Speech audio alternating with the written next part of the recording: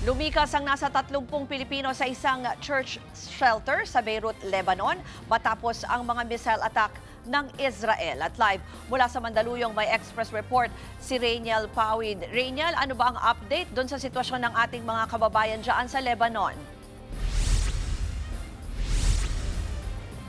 Ruth, kanya-kanya na ngang diskarte sa paglikas itong mga kapatid nating OFW saan mang bahagi ng Middle East. At doon nga sa Lebanon, yung karamihan sa kanila ay lumikas na dito nga sa mga simbahan.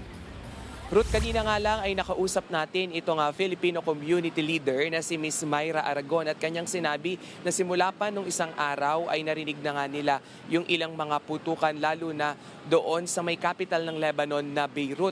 Sabi niya yung ilan nga doon sa mga tumatawag natin na kapwa Pilipino sa kanilang organisasyon ay ayaw pa nga sana raw na lumikas pa nung mga panahon na yon dahil nga nakasanayan na raw yung tinatawag nga na pambobomba o mga ingay mula sa missile attack. Pero nito nga lang linggo at Lunes ay naramdaman nila na hindi na normal yung pagkakasunod-sunod nga ng mga pambobomba na naranasan nga doon sa may Beirut. Kaya naman panawagan nitong si Miss Myra, lalong-lalo na yung mga nasa southern Lebanon natin na mga kapatid ay agad nang lumikas kung may kakayanan pa sa ngayon dahil yung latest update nga nila ay nagkukumpulan na raw yung lahat ng mga residente ron para nga makaalis doon sa lugar dahil ayun naman yung tinatarget ng Israeli Defense Forces dahil nga yun din yung pinaniniwala ang kuta nitong Hezbollah na target naman nitong Israel.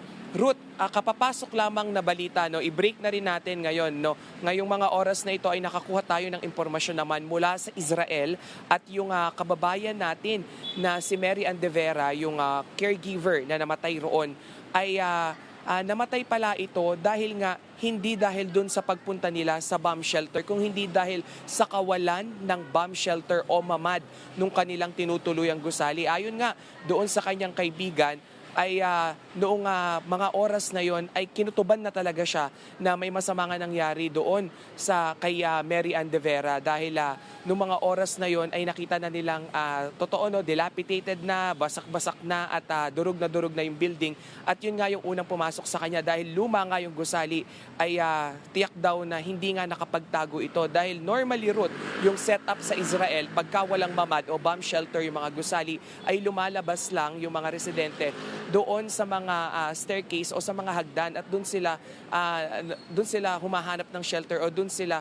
muna naglalagi. Pero hindi nga naging sapat iyon dahil malaking missile debris yung bumagsak doon sa gusali na iyon. At pinabulaanan din itong kaibigan ng caregiver na pumanaw na ito, nabuntis nga itong caregiver nung pumanaw siya. Sa ngayon, sa mga oras na ito ay pupunta rin doon sa may mismong ground zero yung asawa nga nitong si Mary Ann De Vera na si Ernie para nga kunin pa yung ilang mga gamit. Ruth, may iba pang impormasyon tayong nakuha at sinabi nga na itong sila Mary Ann dahil nga sa kawalan ng mamad nung kanilang tinitirhan ay kinabukasan sana kung Sabado siya namatay, Linggo sana ng umaga ay lilisanin na nila yung bahay na iyon para nga lumipat na doon sa bahay sana na may bomb shelter pero hindi na nga rin sila umabot. Ruth.